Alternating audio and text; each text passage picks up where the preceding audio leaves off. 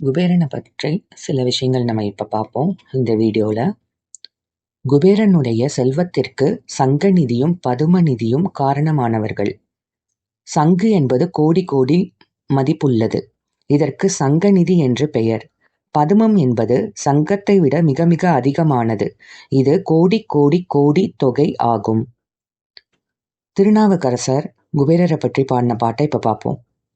சங்கநிதி பதுமநிதி இரண்டும் தந்து தரணியோடு வானலத் தருவரேனும் மங்குவார் அவர் செல்வம் மதிப்போம் அல்லோம் மாதவர்க்கே காந்தர் அல்லாராகில்.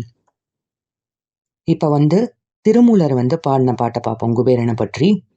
அதிபதி செய்த அலக்கை வேந்தனை நிதிபதி செய்த நிறைத்தவம் நோக்கி யதுபதி யாதரித் தாக்கம் தாக்கென இதுபதி கோல் என்ற எம்பெருமானே.